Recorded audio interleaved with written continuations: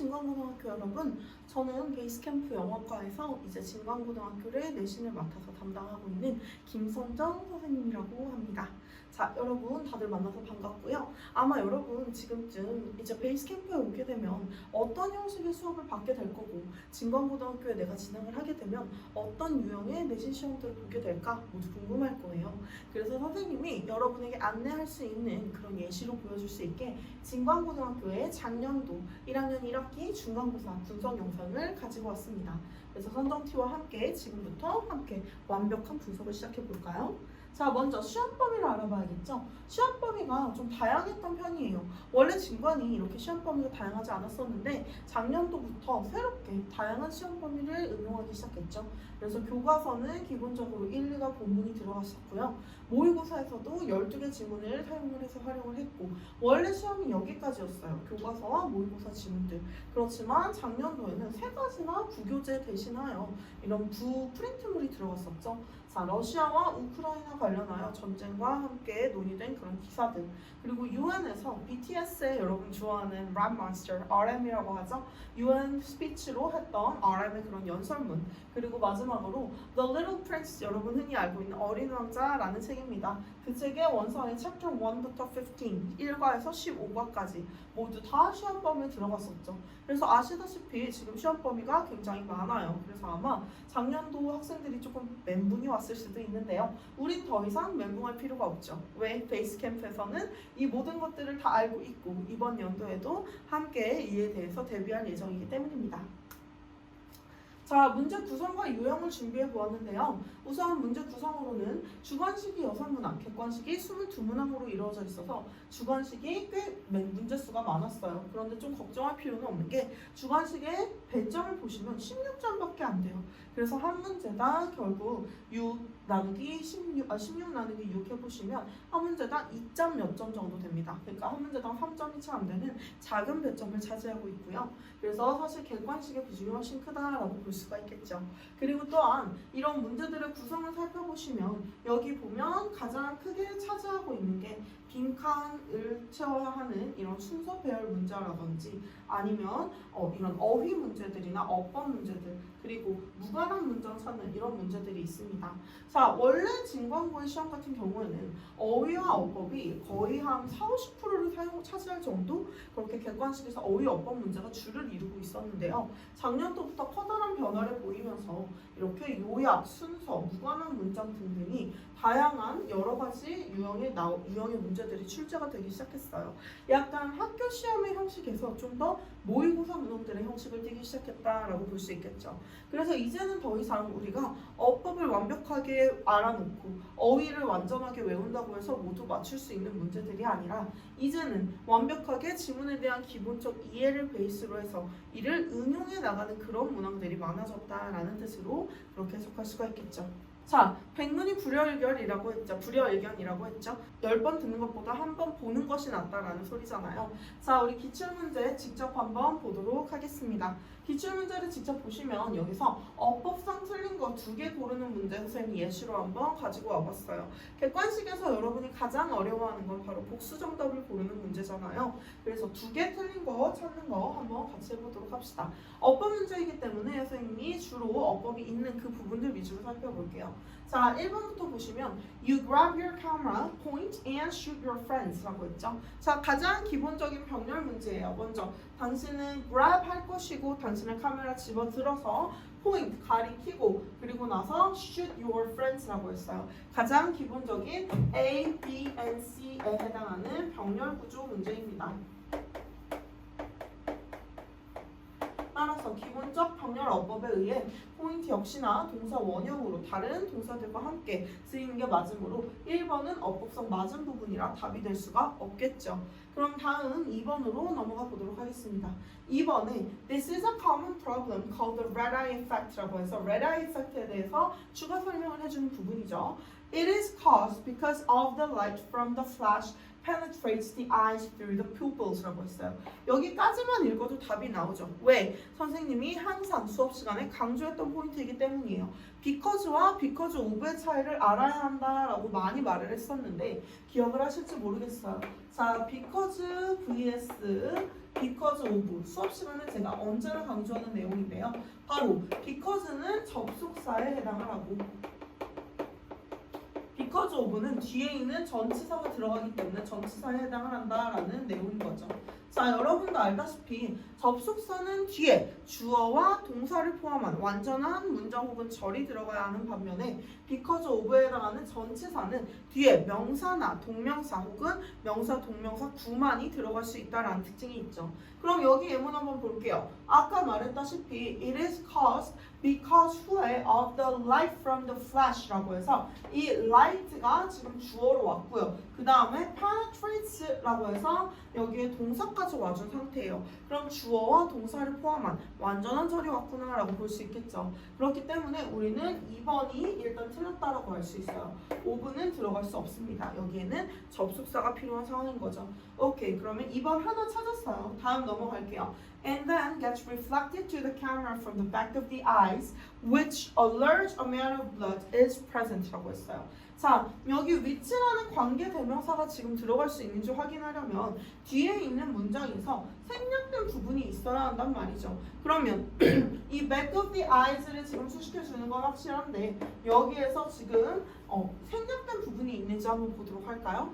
A large amount of blood라고 해서 주어가 왔고요. 그 다음에 is라고 해서 동사 왔어요. 그리고 present라고 해서 현존하다라는 보어 역할을 하는 지금 이 단어까지 같이 있습니다.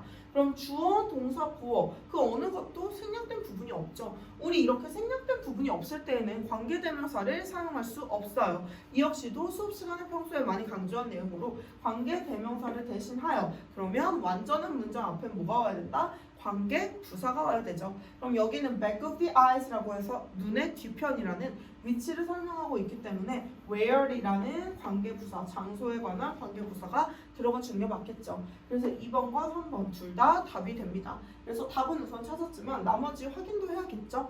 자, there is not much light라고 했어요. much는 많이들 헷갈리지만 부사가 아니라 이런 light라는 저런 명사를 수식할 수 있는 형용사에 해당을 하죠.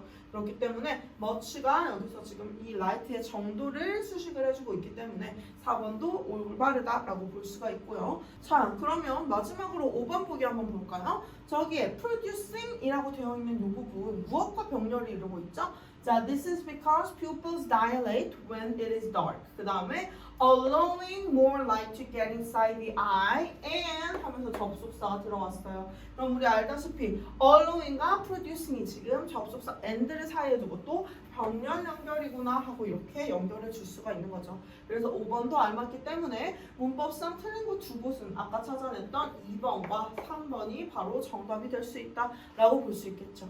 따라서 이거 쉽게 기출문제 풀이 한번 해보았습니다. 자, 그러면 이번에는 객관식을 한번 다뤄보았기 때문에 서답형도 한번 다뤄볼 건데요. 이번에 서답형 기출문제 풀이 한번 선생님과 같이 보도록 할게요. 자, 이것은 어법에 맞도록 ABC에 주어진 단어를 이용하여 표를 완성하는 건데요. 표는 어차피 ABC 하고 옆에 답만 쓰게 되어 있기 때문에 선생님이 표는 그냥 생략했어요. 자, 그러면 A와 B와 C가 각각 어떻게 변형되는지가 주요 포인트인데요. 자, 먼저 A부터 볼까요? 자, light is so cheap that you use it without working, but in the early 1800s, it cost you 400 times what you are paying now for the same amount of light 라고 했어요.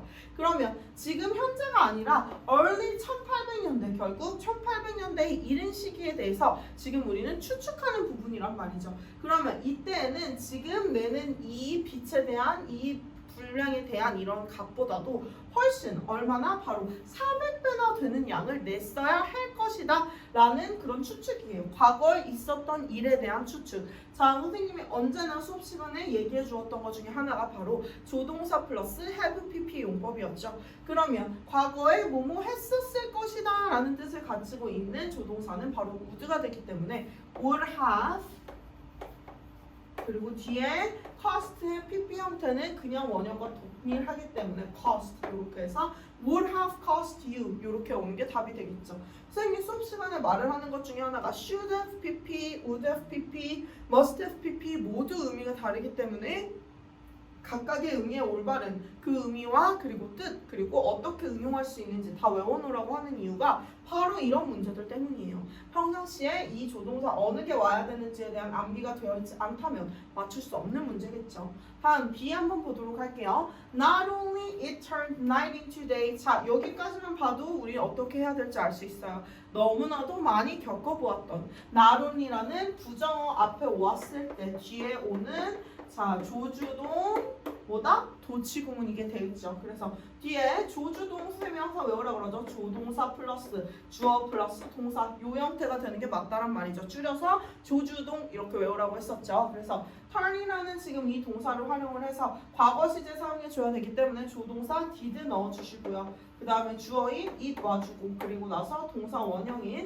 turn이 와서 not only did it turn night into day 라고 해서 이렇게 도치가 이루어지는 게 맞다라는 거. 우리 도치 연습 너무 많이 하잖아요. 이거는 not only 부정어 왔으면 조주동 그냥 머릿속에 때려 박읍시다.